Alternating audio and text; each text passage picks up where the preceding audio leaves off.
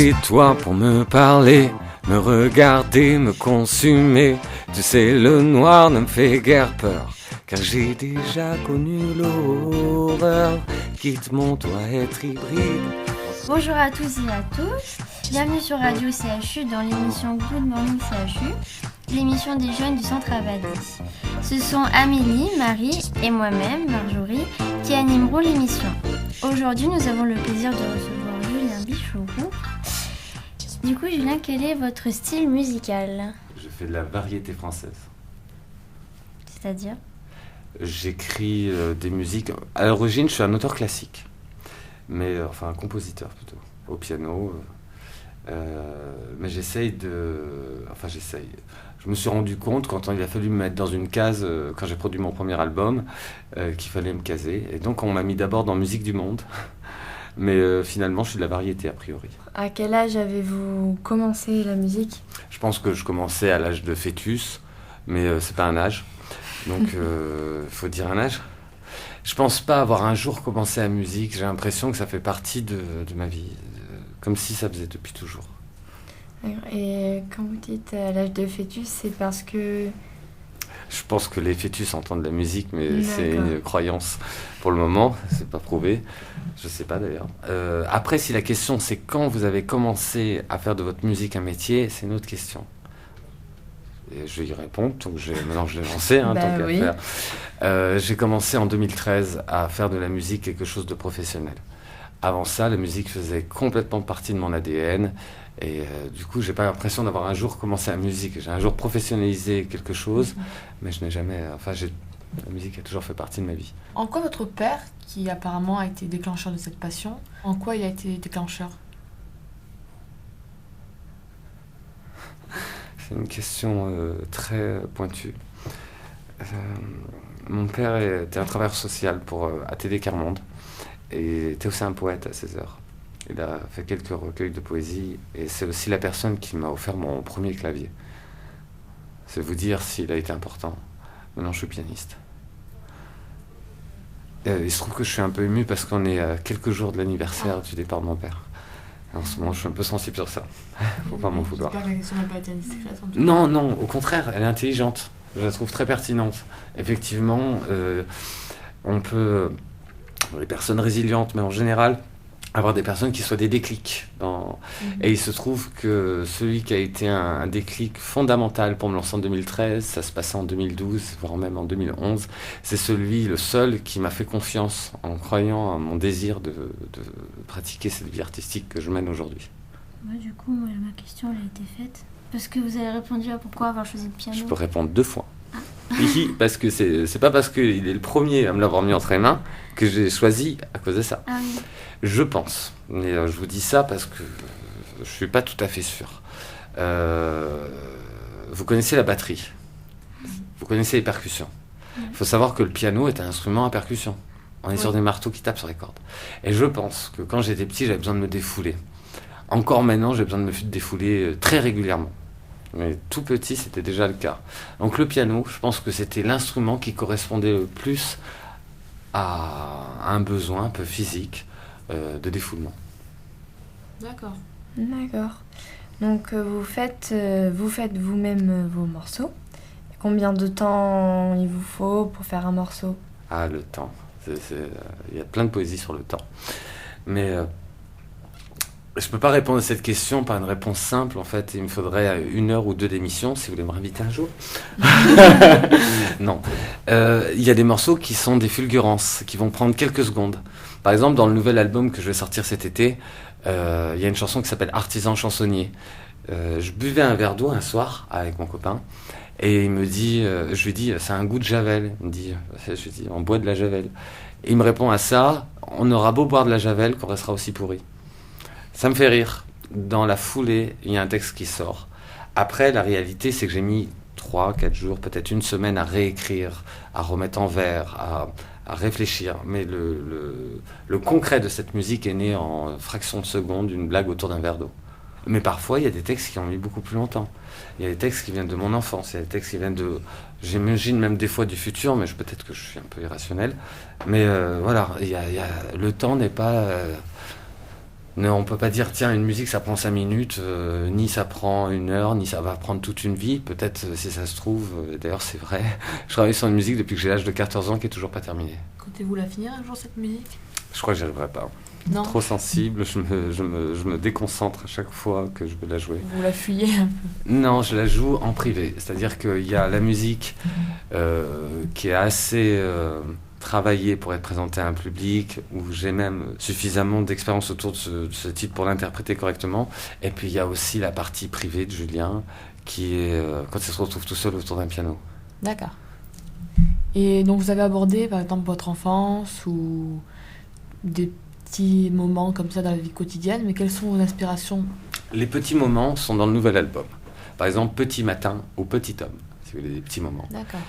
Dans le premier album que j'ai fait, La Panthère Immolée, ce sont des moments plutôt fondamentaux de ma vie.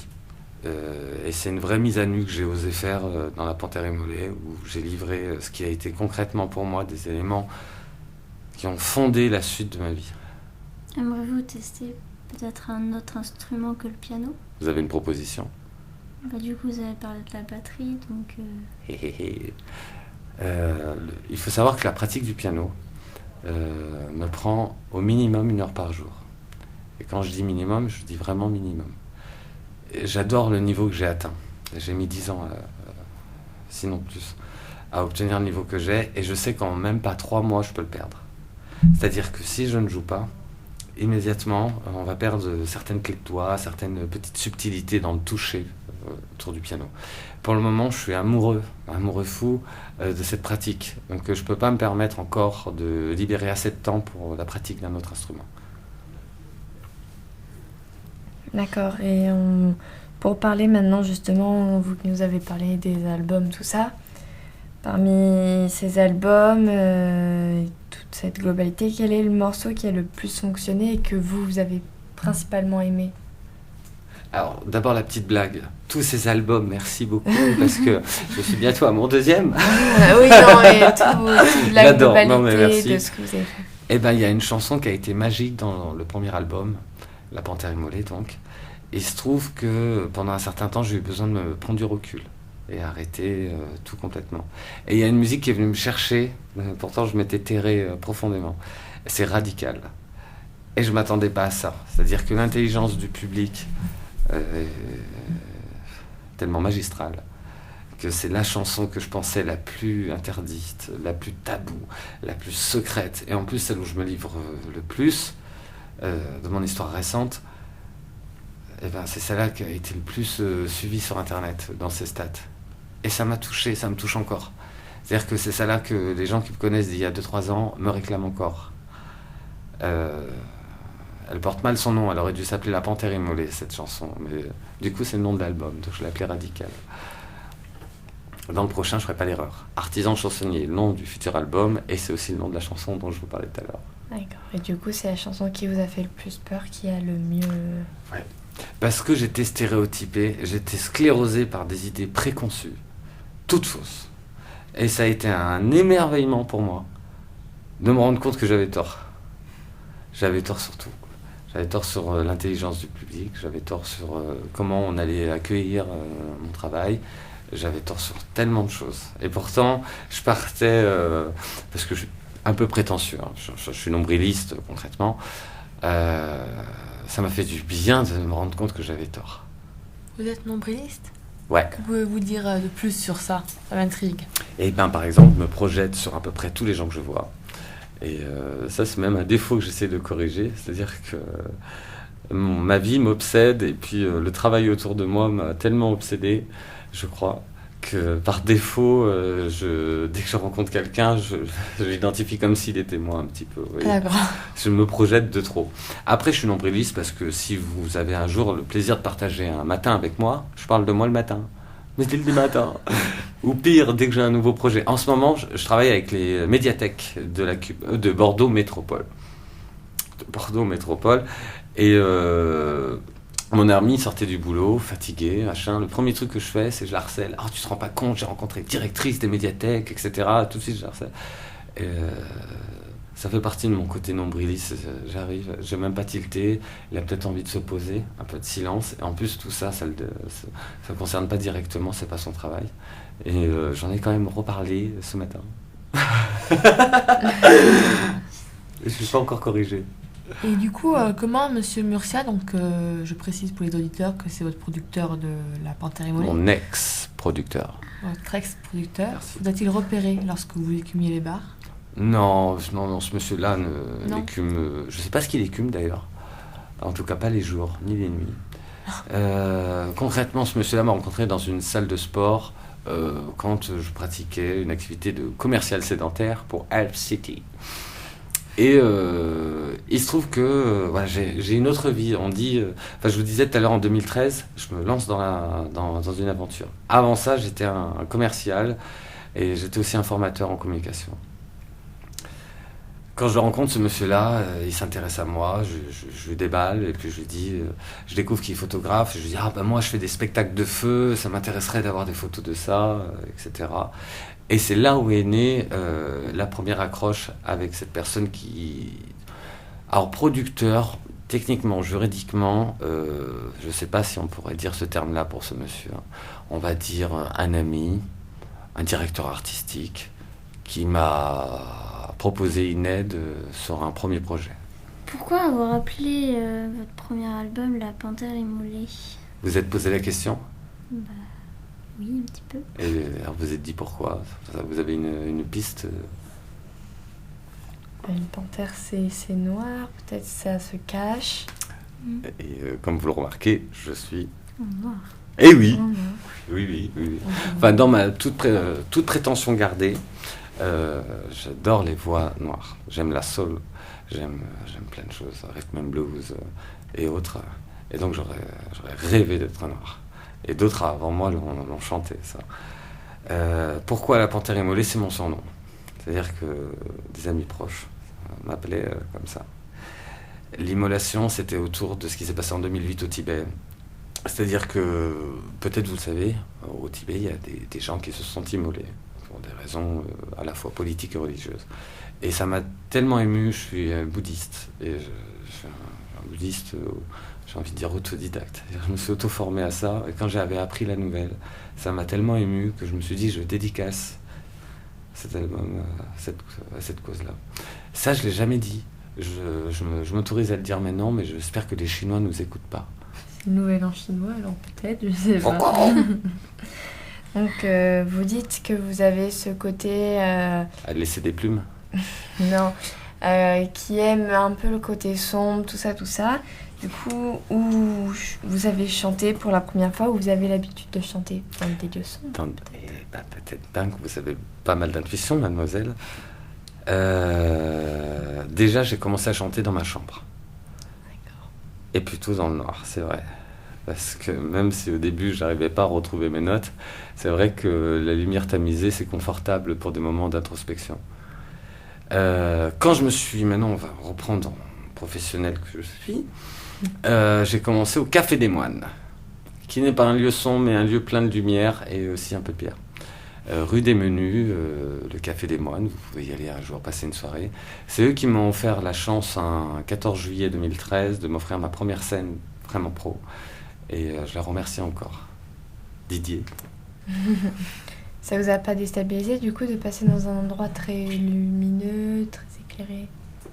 Eh ben, pour tout vous dire, en fait, j'ai tellement passé d'années à baliser, si je peux me permettre ce mot-là, que le jour où j'étais prêt, où en plus j'avais décroché ma scène, j'avais le matériel, j'étais en place, j'avais pas peur, j'avais faim et j'étais pressé de commencer.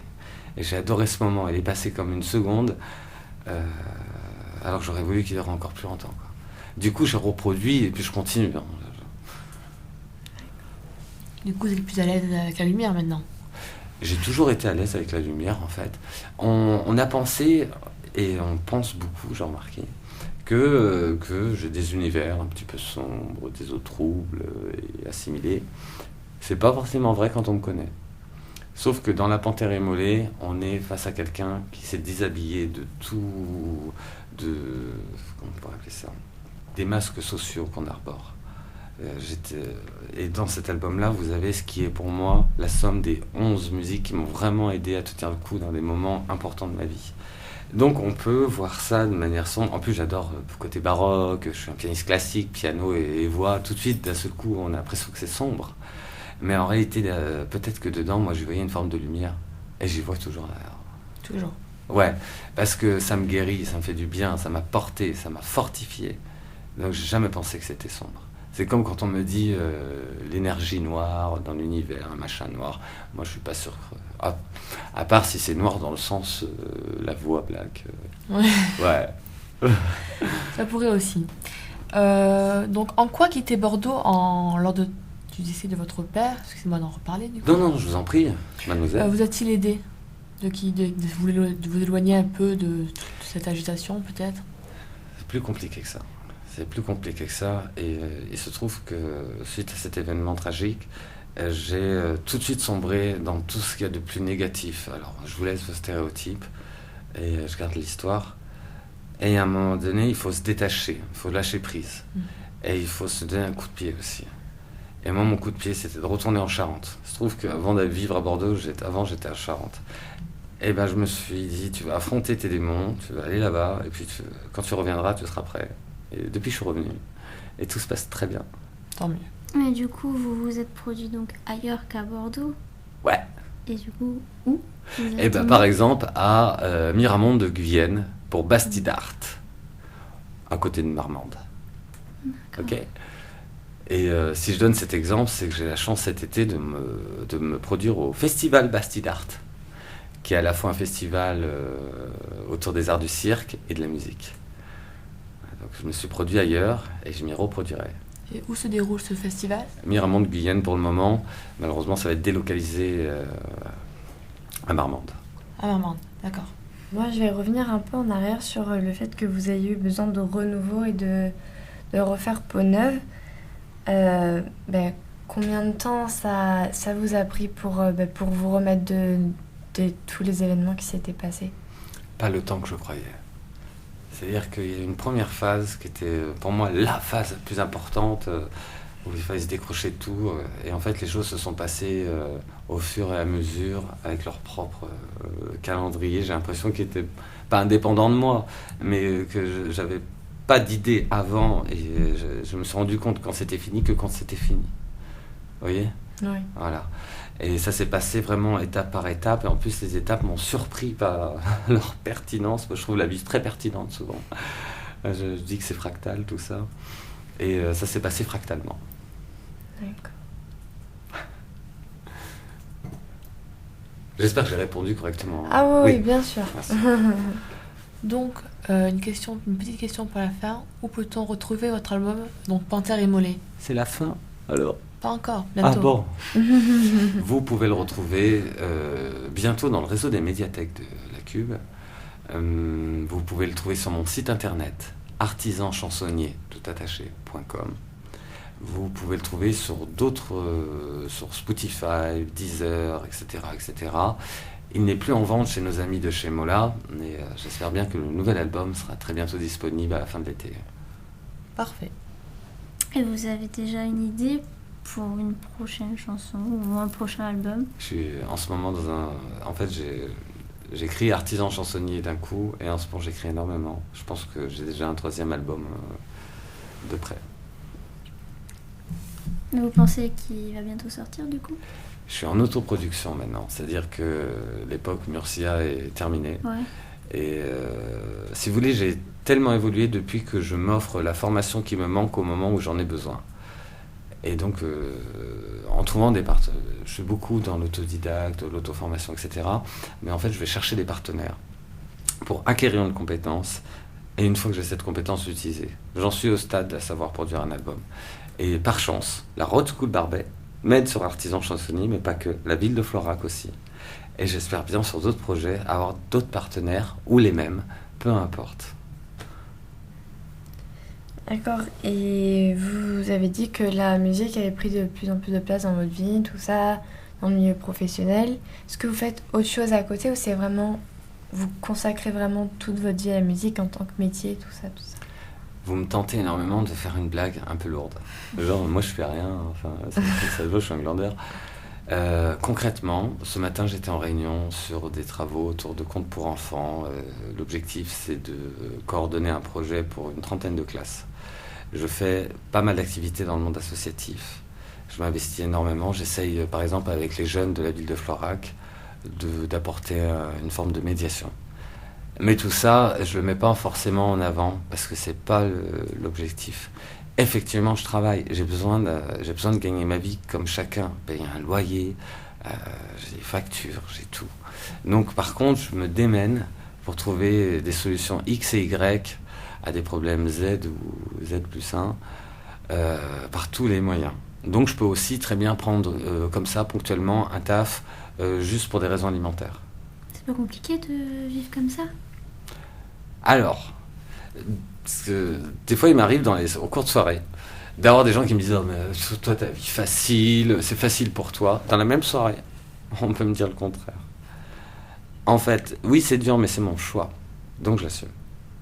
Et j'assume d'autant plus facilement que vraiment, c'est un choix réfléchi, posé, ancré. J'ai pas fait ça à la légère en 2013. Aujourd'hui, on est en 2017, je suis toujours pas léger sur cette décision-là.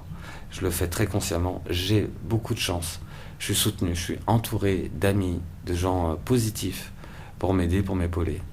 Eux, ils savent que c'est dur. Moi, je profite de tout ça pour essayer de tenir bon.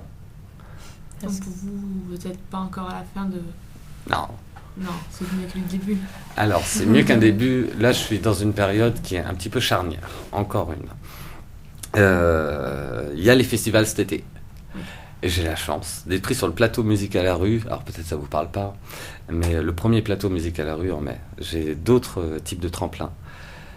Donc, non, il faut que je augmente ma jauge, il faut que j'essaye de monter encore en puissance pour le plaisir de partager, toujours le même. C'est-à-dire que, voilà, depuis que j'ai découvert que le public était particulièrement intelligent, qu'il avait bon goût vu qu'il m'écoutait, et je pense que j'ai pas fini, je suis très loin d'avoir fini. Moi, j'ai plein de choses à dire, j'ai plein de choses à livrer, et puis j'ai très envie de partager. Et c'est pas parfois angoissant ou pour vous de justement avoir cette vie qui est un peu au jour le jour, comme vous dites, par exemple, ça m'arrive de travailler pour des raisons alimentaires, c'est un peu vivre au jour le jour. Ça vous angoisse pas de temps en temps?